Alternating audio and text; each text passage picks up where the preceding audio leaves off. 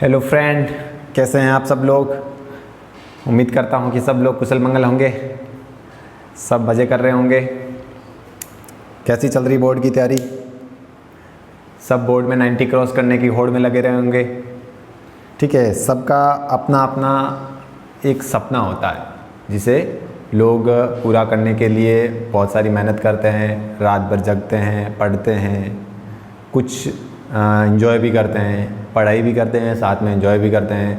तो दोस्तों, मैं बोर्ड चाला चैनल के माध्यम से आपको ये बताने जा रहा हूँ, आपके लिए एक अच्छा अनाउंसमेंट कर रहा हूँ कि जो भी बोर्ड की प्रिपरेशन कर रहे हैं बच्चे लोग, ठीक है, उनके लिए हमने बोर्ड चाला चैनल स्पेशली बोर्ड की प्रिपरेशन करने वाले बच्चों के लिए ही खोला है।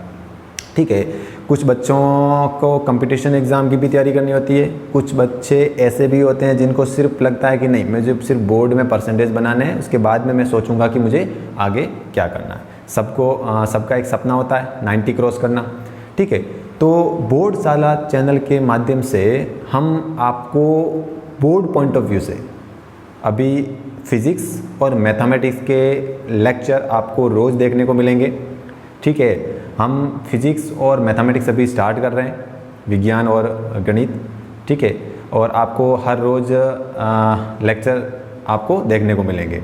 मैं आपको फिज़िक्स पढ़ाऊँगा, विज्ञान पढ़ाऊँगा, एक मेरा क्लासमेट है जो आपको मैथमेटिक्स पढ़ाएगा, आपको रोज़ वीडियो मिलेंगे। और जो हैंड रिटन नोट्स की जो हमने ट्रेलर में बात की थी, आप ट्रेलर देख लेना। ट्रेलर में हमने क्या करना है, क्या हमारी स्ट्रेटजी रहेगी आगे की, क्या प्रिपरेशन है, किस चीज़ की प्रिपरेशन, ये सब मैंने ट्रेलर में आपको एक पूरा अनाउंसमेंट करके बताया है। फिर भी मैं बता देता हूँ आपके नॉलेज के लिए कि आपको हैंड रिटन नोट्स हम हर चैप्टर के एंड में आपको टेलीग्राम चैनल पर आपको मिल जाएंगे। हम आपको टेलीग्राम चैनल पे अपलोड कर लेंगे, तो आपको वहाँ हर चैप्टर का हैंड रिटन नोट्स मिल जाएगा। ठीक है, और जिन बच्चों को कंपटीशन की तैयारी करनी है तो वो कमेंट सेक्शन में बता देना, मैं उनके लिए कंपटीशन पॉइंट ऑफ व्यू से भी एक वीडियो डाल दूँगा। अभी मैं जो ये पढ़ा रहा हूँ ये सिर्फ बोर्ड पॉइंट ऑफ व्यू से, जिनको बोर्ड में 90 क्रॉस करने की जिनकी इच्छा है उनके लिए मैं आज फिज़िक्स का चैप्टर नंबर 1 लेके आया हूँ, केमिकल रिएक्शंस एंड इक्वेशंस। ठीक है, तो पहले चीज़ है कि यहाँ पे आपने एक वर्ड देखा होगा चैप्टर में, चैप्टर से स्टार्ट करूँगा। बेसिक आप पकड़ लीजिए, बेसिक पकड़ लोगे तो आपको चैप्टर समझने में इजी होगी, और यदि आपको चैप्टर समझने में इजी हुई तो आप उसको लिख भी सकते हैं बिना रटे। क्योंकि बहुत लोगों की समस्या होती है कि वो चैप्टर को रटते हैं। रटना नहीं है, अपने को समझना है, समझ के फिर लिखना है। तो समझने के लिए आपको एक एक वर्ड को समझना होगा। ठीक है, पहली चीज़ है केमिकल। केमिकल क्या है? तो केमिकल आपने देखा होगा, एक चीज़ आती है फिजिकल। ठीक है, केमिकल मतलब कुछ सब्सटेंस जो केमिकली रिएक्ट करते हैं। ठीक है, जिसमें कुछ केमिकल्स लाइक रिएक्टेंट होते हैं जो केमिकली रिएक्ट करते हैं किसी अनदर सब्सटेंस से। ठीक है, तो उसको बोलते हैं केमिकल रिएक्शंस। कहने का मतलब है कि एक बोर्ड लैंग्वेज में अपने को क्या होता है कि एक तो समझ ली, अब अपने को बोर्ड लैंग्वेज में भी लिखना पड़ता है, क्योंकि अपने को बोर्ड में रिटर्न में एग्जाम देना पड़ता था। आपको बोर्ड में क्या लिखना है कि केमिकल रिएक्शन की डेफिनेशन क्या लिखोगे कि any substance, any two compound which formed each other, which react each other and formed a new substance, that is chemical reactions. तो कहने का मतलब है कि कोई भी आप इसकी डेफिनेशन लिखोगे तो इट इज़ ए प्रोसेस। ठीक है, इसकी मैं डेफिनेशन की बात करूं तो इट इज़ ए प्रोसेस। ठीक है, it is a process in which two or more substance react each other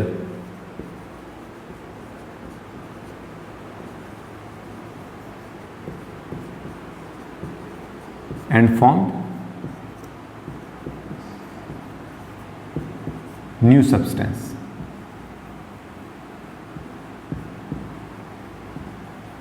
That is chemical reactions. So it is a process in which two और मोर, मिनिमम कितने substance चाहिए? Two, minimum two. तो two या फिर ज़्यादा भी सकते हैं, मिनिमम टू चाहिए, ज़्यादा 3, 4, 5, 6 कितने भी रिएक्टेंट हो सकते हैं। तो मिनिमम टू सब्सटेंस और more substance react each other, वो आपस में क्या करते हैं? रिएक्ट करते हैं and form a new compound. और ये प्रोसेस जो होता है ना, इसी को क्या बोलते हैं? केमिकल रिएक्शंस बोलते हैं। ठीक है, आप डेली लाइफ में आप, मैं डेली लाइफ की जब मैं बात करूं, ठीक है, डेली लाइफ में आप बहुत सारी केमिकल रिएक्शन देखते होंगे, ठीक है ना।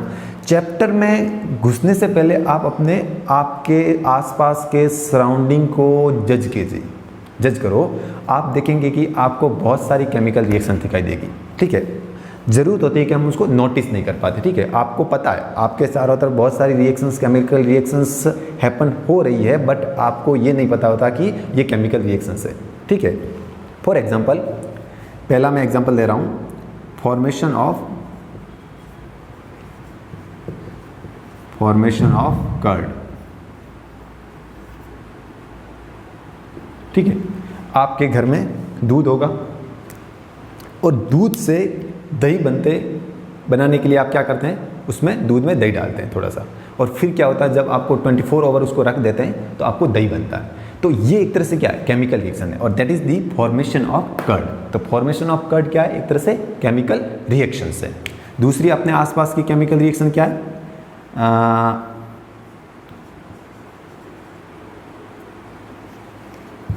कोरोजन, ठीक है, कोरोजन। आपने घर में किसी लोहे की वस्तु को जज किया होगा, जब उसके ऊपर रेनी सीजन गुजरती है तो आपने देखा होगा कि उसके ऊपर ब्राउनिश, एक तरह से ब्राउनिश पपड़ी जम जाती है ना, समझ रहे हैं। तो उस ब्राउनिश जो पीपीटी जम गई है, उस चीज़ को अपन क्या बोलते हैं? Corrosion of iron. और ये क्यों हुआ? ये भी एक तरह से केमिकल रिएक्शन है। इसकी इक्वेशंस क्या है ये मैं आगे आपको चैप्टर में बताऊंगा, ठीक है। तीसरी चीज़ रेस्पिरेशन। आप सांस लेते हैं, सब लेते हैं। सांस में आप क्या करते हैं? O2 को क्या करते हैं? इनहेल करते हैं, और CO2 को क्या करते हैं? एक्सहेल करते हैं। तो ये O2 को इनहेल करना और CO2 को एक्सहेल करना, that is also a chemical reactions. तो ये भी एक तरह से केमिकल रिएक्शंस है। आप अपने डेली लाइफ में बहुत सारी केमिकल रिएक्शंस देखते होंगे, ठीक है। मैंने कुछ एग्जांपल दिखे जो आपको एक तरह से आइडिया देंगे कि या एक्चुअल में केमिकल रिएक्शन होती क्या, जो अपने आसपास होती है ना, वो ये सब चीज़ें केमिकल रिएक्शंस ही है। बस इसको अपन क्या करेंगे? इसको अपन इक्वेशंस की फॉर्म में लिखेंगे तो ये बन जाएगी केमिकल इक्वेशंस। इसको अपन क्या करेंगे? इक्वेशंस की फॉर्म में लिखेंगे, जो सब्सटेंस होते हैं उनकी फॉर्म में लिखेंगे तो उनको क्या बोलेंगे? केमिकल रिएक्शंस बन जाएगी, ठीक है। तो ये चीज़ें हैं जो आपके डेली लाइफ में होती रहती है, ठीक है। अभी हम पढ़ेंगे कि केमिकल रिएक्शंस इन्वॉल्व, नई हेडिंग डालेंगे, केमिकल इक्वेशन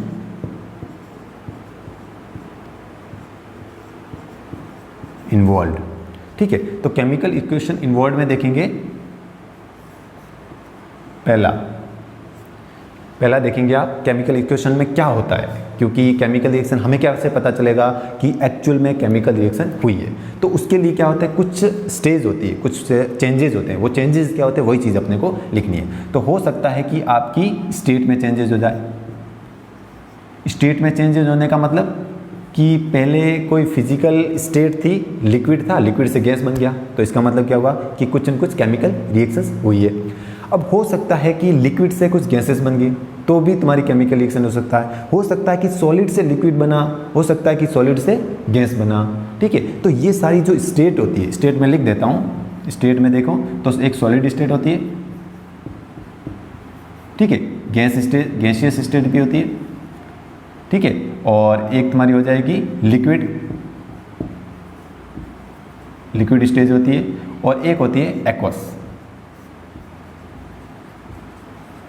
ठीक है। तो 4 स्टेज होती है, सॉलिड, गैस, लिक्विड और एक्वस, ये स्टेज होती है। हो सकता है कि सॉलिड से गैस में हो जाए, कोई केमिकल रिएक्शन हो जिसमें कोई सॉलिड गैस में चेंज हो जाए, या फिर हो सकता है कि कोई इक्वेशन हो जिसमें सॉलिड से लिक्विड बन जाए, हो सकता है कि किसी इक्वेशंस में लिक्विड से गैस बन जाए। तो ये सारी अल्टरनेट क्या होती है, केमिकल रिएक्शंस होती रहती है। तो ये पहला चीज़ हो गया कि केमिकल रिएक्शंस में क्या क्या इन्वॉल्व होता है। तो पहली चीज़ मैंने कहा स्टेट चेंज, यदि किसी से सब्सटेंस की स्टेट चेंज हो रही है तो इसका मतलब ये हुआ कि केमिकल रिएक्शंस हो रही है, ठीक है। दूसरी जब मैं बात करूं तो दूसरे तुम्हारा आ जाएगा कलर, ठीक है। यदि किसी सब्सटेंस का कलर चेंज हो रहा है, जैसे कि मैंने बताया कि ये आयरन है, ब्लैक, आप ब्लैक आयरन को ये समझ लीजिए कि कोई ब्लैक पेंट कर रखा आपने आयरन पे, और धीरे धीरे आप रेनी सीजन जब गुजरती है तो आप देखते हैं तो ब्राउनिश हो जाता है। तो ब्राउनिश हो जाता है, इसका मतलब उसके कलर में क्या हुआ, चेंजेज हुआ, और कलर में चेंजेज होने की वजह से एक केमिकल रिएक्शन हैपेंड हुई। तो ये हमें पता चला कि एक्चुअल में केमिकल रिएक्शन हैपेंड हुई है, क्योंकि कलर में चेंज हुआ है, ठीक है। तो दूसरा तुम्हारा हो गया कलर। तीसरी चीज़ की जब मैं बात करूँ तो टेम्परेचर हो सकता है कि किसी भी केमिकल जब भी इक्वेशंस होती है तो उसमें टेम्परेचर में चेंजेस हो सकता है कि टेम्परेचर इंक्रीज हो जाए, हो सकता है कि टेम्परेचर डिक्रीज हो जाए। जैसे कि formation of burning of coal में क्या होता है, कुछ टेम्परेचर में चेंज होता है, यानी आपको हीट महसूस होगी। तो इसका मतलब क्या हुआ कि टेम्परेचर में चेंज हो रहा है, मतलब क्या हुआ कि कहीं ना कहीं उसमें इक्वेशंस, केमिकल इक्वेशंस हो रही है, तभी टेम्परेचर में चेंज हो रहा है। कोई आप चीज़ लीजिए, उसको हाथ में रखिए और उसमें कोई 2 सब्सटेंस मिला दीजिए, अब आपको यदि हाथ में कुछ गर्मी महसूस हो रही है, इसका मतलब क्या हुआ कि आपकी केमिकल रिएक्शंस हो रही है, ठीक है। ये चीज़ हो गई। और चौथा हो जाएगा तुम्हारा, ये तुम्हारा क्या हो गया, एक तो स्टेट हो गया, एक कलर हो गया, एक टेम्परेचर हो गया, और एक तुम्हारा हो जाएगा चौथा स्टेट, कलर, टेम्परेचर, और एक हो जाएगा तुम्हारा गैसेस इवोल्यूशंस, ठीक है। तो ये तुम्हारा हो जाएगा इवोल्यूशन ऑफ, ये दिख नहीं रहा होगा आपको तो मैं आपको यहाँ लिख देता हूँ। चौथा पॉइंट आप यहाँ देख सकते हैं। चौथा पॉइंट हो जाएगा गैसेस इवोल्यूशन, ठीक है। तो गैसेस का इवोल्यूशन हो सकता है कि कोई केमिकल इक्वेशंस आप देख रहे होंगे, आपने कहीं सराउंडिंग इन्वायरमेंट में कोई केमिकल रिएक्शन देखी और वहाँ से कोई गैसेस आपको निकलती दिख रही है। जैसे कि आपने कोई फैक्ट्रीज देखी होगी, फैक्ट्रीज की चिमनी देखी होगी, चिमनी से आपने जज किया होगा कि वहाँ से कोई धुआं निकल रहा है, गैसेस निकल रही है। इसका मतलब क्या हुआ कि उस फैक्ट्री के अंदर केमिकल रिएक्शंस हो रही है, तभी कुछ गैसेस का इवोल्यूशन हुआ है। तो ये 4 स्टेज है, स्टेट, कलर, टेम्परेचर और गैसेस। ये 4 चीज़ें आपको कहीं ना कहीं दिखेगी तो आपको लगेगा कि हाँ वहाँ पे केमिकल रिएक्शन हो रही है, ये मैं श्योर हूँ, ठीक है। तो ये चीज़ हो गई आपकी केमिकल इक्वेशन इन्वॉल्व। ये चीज़ें आपने लिख दी होगी, नोट कर लेना साथ में। और मैंने आपको जैसे भी बताया कि मैं आपको हैंड रिटन नोट्स अवेलेबल करवाता रहूँगा, ठीक है। ये चीज़ हो गई। अब आ जाओ, ये चीज़ हो गई, अब आ जाओ, समझ में आ रहा है ना सब, ठीक है। कोई डाउट हो तो कमेंट सेक्शन में आप पूछ सकते हैं। टेलीग्राम चैनल जैसे कि मैंने आपको डिस्क्रिप्शन में लिंक दे दिए, उससे आप टेलीग्राम चैनल पर जुड़ सकते हैं, और टेलीग्राम चैनल पे जुड़ के आप वहाँ पे भी आपने जो भी डाउट हो आप उस डाउट को पूछ सकते हैं, ठीक है। तो डाउट पूछने में कभी भी हिचकिचाहट नहीं करनी है, जो भी आपको डाउट हो क्लियरली पूछो, क्योंकि आपके एक डाउट जब पूछते हो तो उससे आपके 3-4 क्वेश्चन क्या हो जाते हैं, क्लियर हो जाते हैं, ठीक है। ये चीज़ हो गई। अब अपने को पढ़ना है कि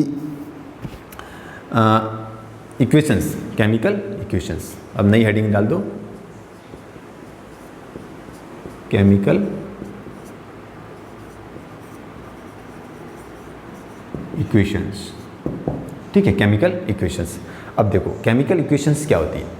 कोई भी केमिकल रिएक्शंस हो रही है, चैप्टर का नाम क्या है, केमिकल रिएक्शंस, ठीक है, एंड इक्वेशन। तो मैंने केमिकल रिएक्शन आपको समझा दिया, अब इक्वेशन समझाता हूँ। तो कोई भी केमिकल रिएक्शंस जो होती है ना, उसको मैं केमिकल इक्वेशन की फॉर्म में लिख सकता हूँ। तो ये एक तरह से क्या है, केमिकल इक्वेशंस क्या, एक तरह से केमिकल रिएक्शंस को रिप्रेजेंट करने का तरीका है। तो it is a process, it is a क्या can say, it is a representation, it is a representation of chemical reactions. So it is a representation of chemical reactions in the form of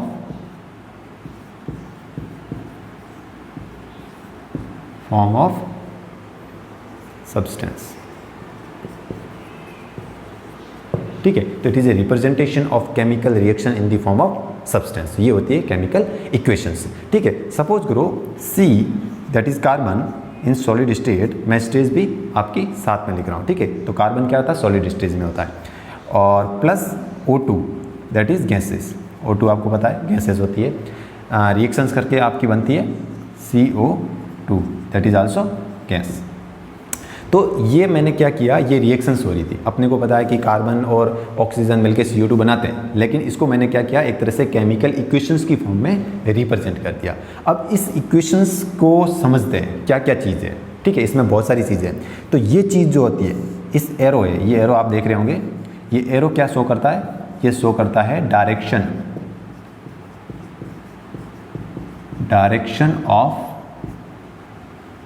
of equation, या फिर bracket में लिख सकते हैं chemical reactions. तो ये chemical जो reactions होती है उसकी क्या करता है, डायरेक्शन को शो करता है.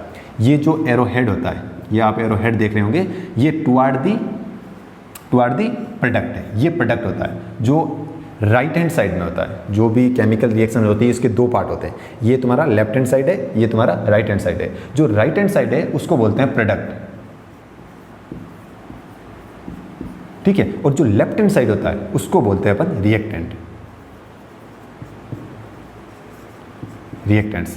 ठीक है, तो इस इक्वेशंस की जब मैं बात करूं तो इसमें तुम्हारा हो जाएगा C + O2 मिलके तुम्हारा CO2 बना रहा है. तो इसमें कार्बन और ऑक्सीजन तुम्हारा क्या हो जाएगा, रिएक्टेंट हो जाएगा, और CO2 क्या हो जाएगा, प्रोडक्ट हो जाएगा.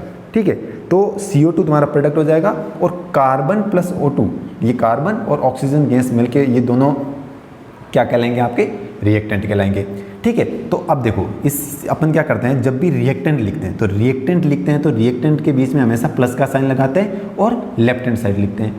प्रोडक्ट यदि एक बना, यदि प्रोडक्ट 1 2 3 4 बनते तो हम क्या करते हैं, उसको प्लस साइन से उनको क्या करते हैं, रिप्रेजेंट करते हैं. प्लस करता, फिर यहाँ प्रोडक्ट लिखता, फिर प्लस करता, फिर प्रोडक्ट लिखता. तो इस तरह से बीच में प्लस चिन्ह का यूज करते हैं. ठीक है, ये रिएक्टेंट होता है जो लेफ्ट हैंड साइड में होता है, और ये तुम्हारे प्रोडक्ट होते हैं जो राइट हैंड साइड में होता है. ये एरो होता है जो डायरेक्शन ऑफ इक्वेशन या केमिकल रिएक्शंस को क्या करता है, शो करता है.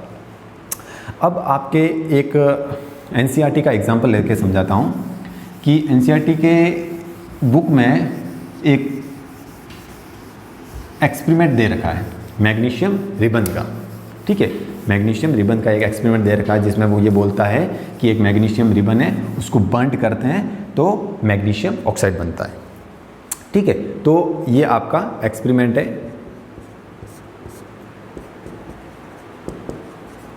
NCERT का.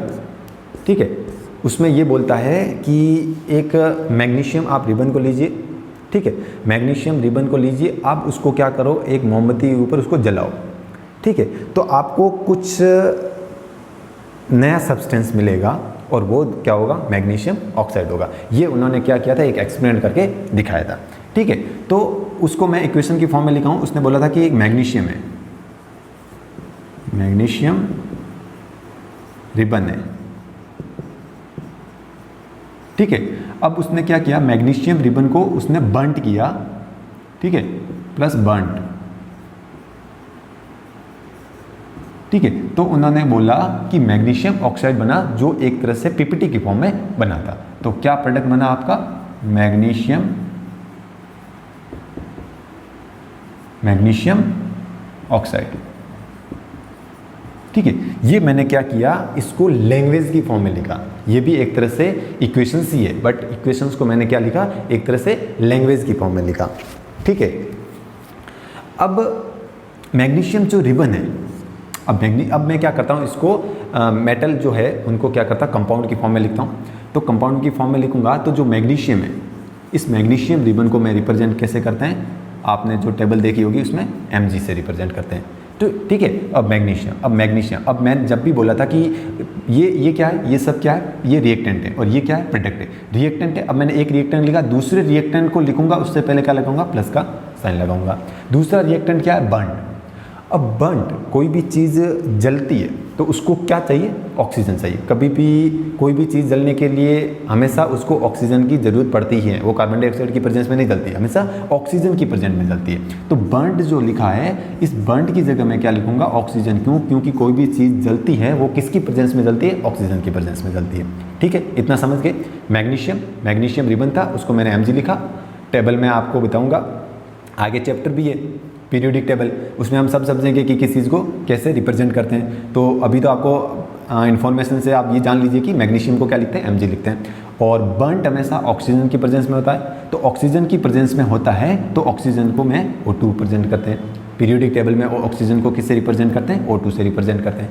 अब O2 और तुम्हारा प्रोडक्ट बन गया, तो मैंने कहा था प्रोडक्ट को हमेशा शो करता है एक एरो हेड से, और एरो की जो डायरेक्शन होती है वो डायरेक्शन ऑफ क्या होती है, केमिकल रिएक्शंस होती है। ठीक है, तो ये केमिकल रिएक्शंस की डायरेक्शंस को शो करता है, और यहाँ से तुम्हारा प्रोडक्ट बन गया MgO। ठीक है, Mg प्लस O2 मिलके तुम्हारा प्रोडक्ट बना रहा है MgO। ठीक है, अब देखो ये रिएक्शंस बैलेंस है, ये रिएक्शन बैलेंस नहीं है। क्यों? क्योंकि यहाँ पे मैग्नीशियम का कितना सब्सटेंस है, एक सब्सटेंस है। प्रोडक्ट में कितना है, एक सब्सटेंस है। बिल्कुल सही बात है, मैग्नीशियम का यहाँ पे भी एक है, मतलब रिएक्टेंट साइड में भी मैग्नीशियम एक है, प्रोडक्ट साइड में भी मैग्नीशियम एक है। मतलब क्या हुआ कि मैग्नीशियम बैलेंस है। ठीक है, बैलेंस है। O2 को देखते हैं, यहाँ पे O2 के कितने एटम है, 2 एटम है। O2 के यहाँ पे कितने एटम है, 2 एटम है। कहाँ? रिएक्टेंट साइड में। रिएक्टेंट साइड में ये LSS मैं लिख देता हूँ, ये LSS है और ये तुम्हारा RSS है। तो RSS में क्या होते हैं, प्रोडक्ट होता है, LSS में क्या होता है, रिएक्टेंट होता है। तो Mg प्लस O2 मिलके तुम्हारा बना रहे हैं MgO, जिसमें Mg यहाँ पे रिएक्टेंट साइड में भी एक है, प्रोडक्ट साइड में भी एक है। ऑक्सीजन के जो एटम है वो यहाँ पे कितने हैं, 2 है और यहाँ पे 1 है। मतलब क्या हुआ कि ये रिएक्शंस बैलेंस नहीं है। समझ में आ गया कि रिएक्शंस बैलेंस नहीं। पहले तो ये समझो कि रिएक्शंस कभी भी दे देते हैं और बैलेंस ही दे देते हैं, और बच्चे उसमें लगे रहते हैं कि यार ये बैलेंस कैसे होगी।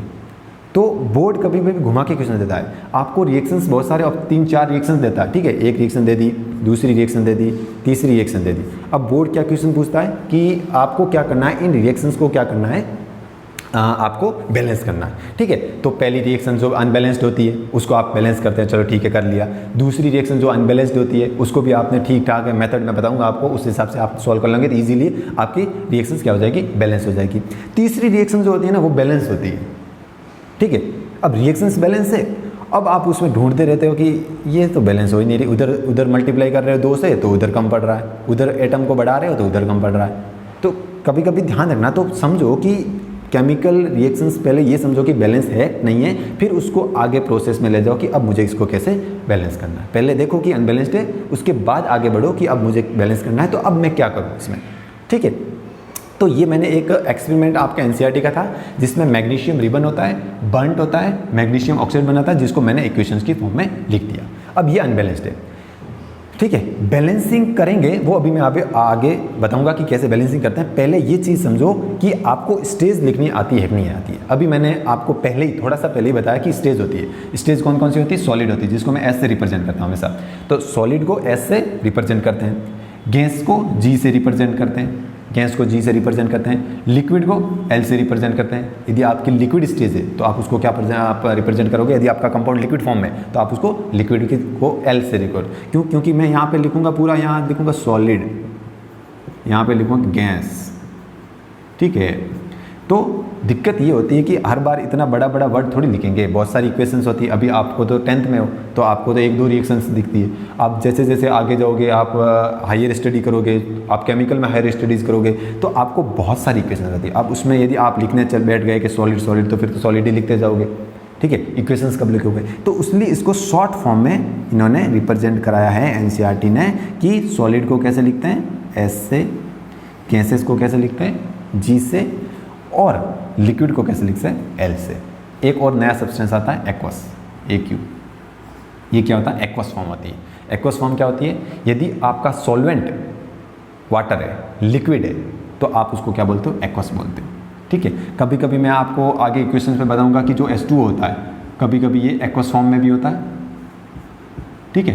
कभी कभी ये H2O जो होता है लिक्विड फॉर्म में भी होता है, देखा ही होगा, लिक्विड तो आपको पता है कि लिक्विड H2O होता है, आपने देखा भी होगा। कभी कभी H2O जो रहता है वो तुम्हारा गैस फॉर्म में भी होता है, कैसे, वेपर। यदि आपकी वेपर की फॉर्म में H2O है तो कहीं पे भी आपको H2O के साथ में G लिखा देगा, मतलब गैसियस स्टेट। गैसियस स्टेट मतलब ये वेपर की फॉर्म में। कभी कभी आपको इक्वेशंस में H2O के साथ में L लिखा मिलेगा, मतलब ये लिक्विड फॉर्म में, मतलब ये क्या है, लिक्विड है, रिएक्टेंट जो कर रहा है तो लिक्विड फॉर्म में रिएक्ट कर रहा है, ठीक है। और कभी कभी ये एक्वस, ठीक है। ये H2O के साथ ये केसेस जनरली देखने को